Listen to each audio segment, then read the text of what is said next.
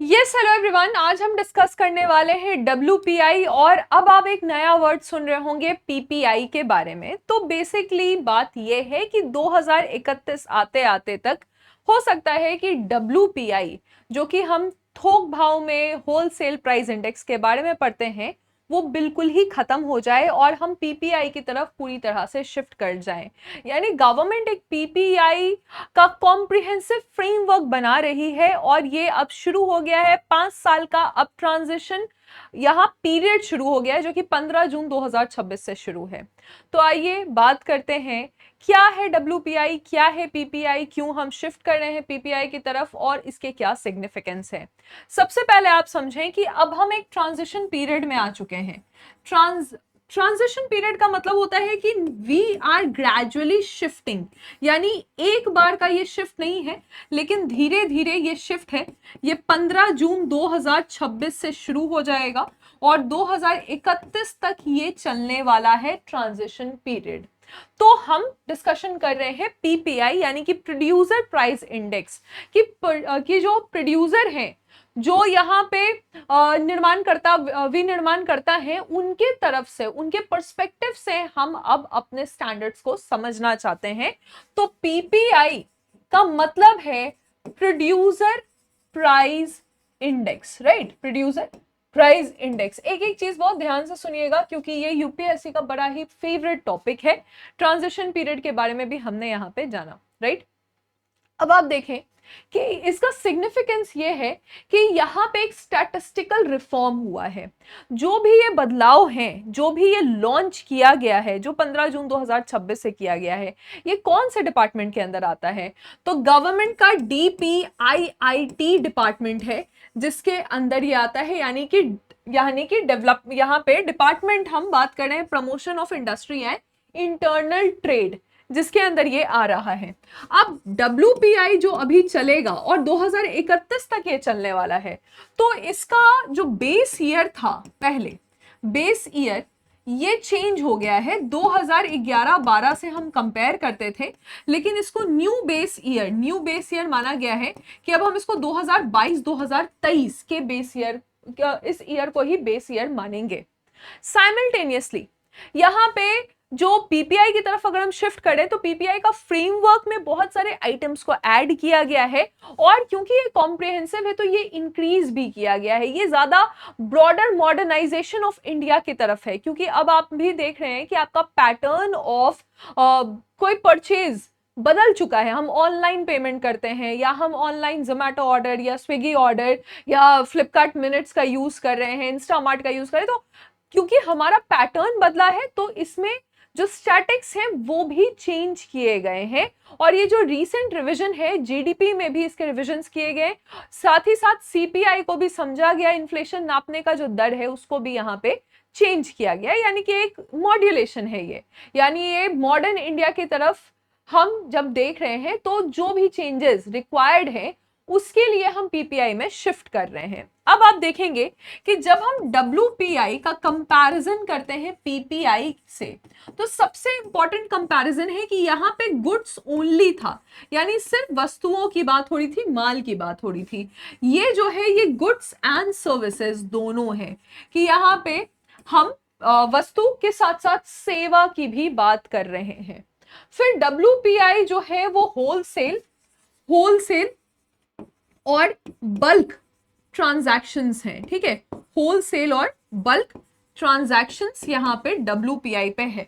लेकिन पीपीआई में जो बात हो रही है वो प्रोड्यूसर या जो फैक्ट्री गेट प्राइस है, जो फार्म गेट है, कि जो प्रोड्यूसर है उनमें जो इनपुट्स हैं, जो आउटपुट है, इन सब की यहाँ पे बात हो रही है। तो बेसिकली ये होलसेल यानी कि थोक बाजार की बात नहीं है, लेकिन PPI is more prone towards producer gate, ठीक है।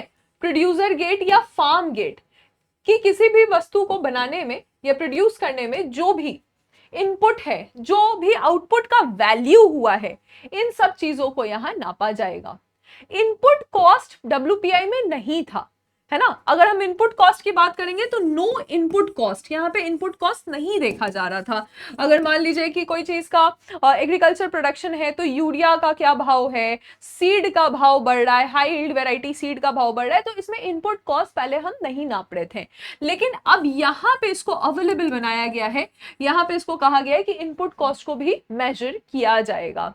इन्फ्लेशन ट्रांजैक्शंस जितने भी थे उसका जो एनालिसिस था WPI में वो काफी लिमिटेड था, ठीक है। तो इन्फ्लेशन ट्रांजैक्शन को जब हम ऑब्जर्व कर रहे थे तो ये बहुत ही लिमिटेड वे में हम इसको ऑब्जर्व कर रहे थे। लेकिन PPI में क्या किया गया है कि ट्रैक पास थ्रू, इसका मतलब है कि इनपुट से लेके आउटपुट तक के प्राइस का एक एक रियल टाइम मॉनिटरिंग की जाएगी, यानी कि ट्रैक पास थ्रू हम इसमें देखेंगे। ट्रैक पास थ्रू का मतलब क्या होता है कि पॉइंट टू पॉइंट यहां पे इसको देखा जाएगा।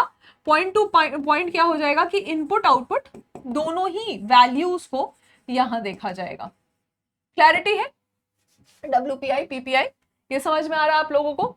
उसके बाद हम देखते हैं डबल काउंटिंग। डबल काउंटिंग का मतलब क्या है कि WPI में ये पॉसिबल था, लेकिन दो बार एक ही चीज, एक ही डेटा को दो बार काउंट कर लेना, ये PPI में अब हमने इसको रिड्यूस किया है कि हम ज्यादा एक्यूरेसी, ज्यादा प्रिसिजन की तरफ बढ़ रहे हैं। नेशनल अकाउंट्स के साथ यानी कि GDP में जो चेंजेस हैं ये स्ट्रांगली इसको देखा जाएगा, ठीक है, ये मोर एक्यूरेट रहेगा। यहां पे भी था, WPI में भी था, लेकिन यहां पे भी ये लिमिटेड ही था, उतना ज्यादा हम कवरेज नहीं कर पा रहे थे। ग्लोबल प्राइस इंडेक्स में अगर हम देखें या ग्लोबल प्रैक्टिसेस में हम देखें तो जैसे इंटरनेशनल मॉनेटरी फंड ने भी हमको कहा था कि WPI का बेस अब हमको अपडेट करना चाहिए। सारे कंट्रीज को कहा गया कि जैसे भी आप इन्फ्लेशन नापते हैं या जो भी प्राइस इंडेक्स आप नापते हैं उसके बेस ईयर को आप अपडेट कर लीजिए, तो उस हिसाब से भी ये ज्यादा एक्सेप्टेबल है ना, वो उस हिसाब से भी ज्यादा एक्सेप्टेबल है और ये कंपैरेटिवली ग्लोबल नॉर्म्स के अकॉर्डिंग आउटडेटेड होते जा रहा था। This is the major difference between WPI and PPI। लेकिन WPI को भी हम कंटिन्यू करेंगे, है ना, साल 2031 तक, ठीक है, टिल 2031 ये माना जाएगा कि WPI रहेगा। उसके बाद हो सकता है कि we are not counting it. अब जब WPI को हम कंटिन्यू करें तो एक अपडेट हमने देखा कि 2011-2012 का जो बेस ईयर था उसको हमने चेंज कर लिया है 2022-2023 का, ठीक है। इसका जो बास्केट ऑफ आइटम्स है उसमें काफी सारे मॉड्यूलेशंस किए गए, उसमें काफी सारे चेंजेस किए गए हैं कि पहले हम 697 आइटम्स को ही नापते थे अगर हम WPI देख रहे हैं, लेकिन अब जो नंबर ऑफ आइटम्स हैं वो 957 आइटम्स हैं जो कि हम WPI में इंक्लूड कर रहे हैं। एक और नई बात यहाँ पे बोली गई कि जो ग्रीन एनर्जी है, ठीक है, तो ग्रीन एनर्जी पहले ये इसमें नहीं था, इसका स्पेशल मेंशन किया गया है कि ग्रीन एनर्जी के जो इक्विपमेंट्स हैं, इसके जो आउटपुट्स हैं, इसके जो इनपुट हैं, जैसे सोलर एनर्जी के लिए क्या चाहिए, हाइडल एनर्जी के लिए क्या चाहिए, हाइड्रो एनर्जी के लिए क्या चाहिए, उसको भी इसमें ऐड किया गया है ग्रीन एनर्जी के लिए, ठीक है। फिर उसके बाद आप देखेंगे कि जो पेट्रोल, क्रूड ऑयल या जो नेचुरल गैस है उसको पहले प्रायोरिटी या प्राइमरी आइटम्स में रखा गया था, अब उसको प्रॉपर एक उसका संज्ञान दिया गया है और उसका जो कॉलम है वो फ्यूल कॉलम है, राइट, वो फ्यूल कॉलम में उसको डाला गया है। ये जो रिवाइज सीरीज है ये रिलीज हुई डेटा, जो मई 2026 से ही ये डेटा रिलीज हुआ और ये बैक सीरीज में, ठीक है, जो बैक सीरीज अप्रैल 2023 का था वो डेटा भी साथ में रिलीज हुआ, राइट। अब जब हम कंपैरेटिवली यहाँ पे PPI की बात करते हैं तो PPI में क्या देखा गया, WPI में तो जो चेंजेस हुए वो आप समझ ही चुके हैं, PPI में यहाँ पे आउटपुट PPI का ध्यान दिया गया है, ठीक है। तो आउटपुट PPI और इनपुट PPI ये दोनों ही चीज यहाँ पे ऐड किए गए हैं PPI में। जब हम देख रहे हैं प्रोड्यूसर प्राइस इंडेक्स, तो आउटपुट का मतलब क्या है कि जो प्राइजेस रिसीव हुए बाय द प्रोड्यूसर, जो फार्म गेट या फैक्ट्री के गेट पे जो रिसीव हुए हैं, जिसमें इनडायरेक्ट टैक्स नहीं, एक्सक्लूड करेगा ये इनडायरेक्ट टैक्स को, या ट्रेड और ट्रांसपोर्ट का जो मार्जिन है उसको एक्सक्लूड करेगा। तो आउटपुट प्राइस में यहाँ पे एक्सक्लूड क्या हो रहा है कि इनडायरेक्ट टैक्स यहाँ ऐड नहीं होगा, कि जो इसके लिए अप्रत्यक्ष कर दिया जाएगा वो ऐड नहीं होगा, और साथ ही साथ जो ट्रांसपोर्ट मार्जिन है, जो ट्रांसपोर्टेशन कॉस्ट लगा है, ट्रांसपोर्ट मार्जिन को भी ऐड नहीं किया जा रहा है, एक्सक्लूड किया जा रहा है। एक और बात कि अभी जो पीपीआई है उसमें 125 आइटम है, लेकिन हो सकता है जब डब्ल्यूपीआई हट जाएगा तो इसमें 1500 आइटम हो जाएंगे। तो 125 आइटम यहाँ पे अभी है, लेकिन जब ये डब्ल्यूपीआई हट जाएगा तो इसमें 1500 आइटम्स को आउटपुट वैल्यू के हिसाब से इंक्लूड कर दिया जाएगा। इनपुट में क्या है कि इनपुट में बताया गया है कि वही चीज की जो उसमें डाले जाएंगे चीजें बनाने के लिए, जो भी प्लास्टिक का यूज हो रहा है, जो भी आयरन का यूज हो रहा है, तो इनपुट के मेजरमेंट को भी देखा जाएगा। यानी इनपुट में आपका ट्रेड हो गया, इनपुट में आपका ट्रांसपोर्ट हो गया, है ना, इसको आउटपुट से हटा के इनपुट पीपीआई में डाल दिया जाएगा। और बाकी जो इनपुट चीजें हैं वो तो है ही। अब क्योंकि हमने जाना कि डब्ल्यूपीआई ओनली गुड्स था, डब्ल्यूपीआई में ओनली गुड्स था, और यहां पे गुड्स के साथ साथ सर्विसेज भी है, तो सर्विसेज पीपीआई में 7 मेजर सर्विसेज की बात की गई है। यहां से सवाल बन सकता है कि 7 मेजर सर्विसेज जो हैं वो कौन से हैं, तो यहां पे आप क्या बताइएगा, 7 मेजर सर्विसेज। इसके लिए जैसे अभी रेलवेज है, एयर पैसेंजर्स है, ट्रांसपोर्ट एंड टेलीकम्युनिकेशन है ना। तो पहले आपने जो मोड ऑफ कम्युनिकेशन है वो देखा कि एयरवेज है, रेलवेज है, राइट, ट्रांसपोर्ट है ना, टेलीकम्युनिकेशन है,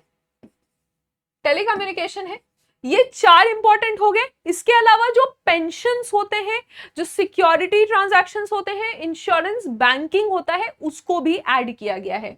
तो पेंशन, राइट, इंश्योरेंस, बैंकिंग, इनको भी ऐड किया गया है, राइट।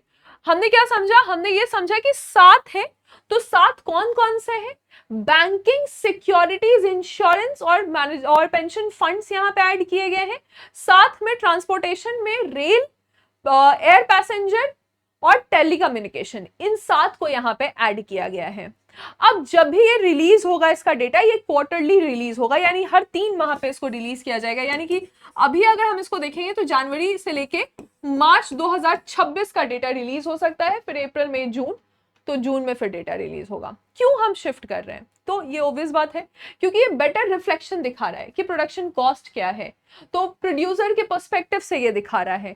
सर्विसेज को इसने इंक्लूड किया है, ये नेशनल अकाउंट के साथ, यानी कि जीडीपी, जो रियल जीडीपी है, या हम डिफ्लेक्टिंग नॉमिनल जीडीपी की बात करेंगे, तो रियल जीडीपी हमको अगर समझना है, कैलकुलेट करना है, तो उसके साथ ये ज्यादा सिंक है।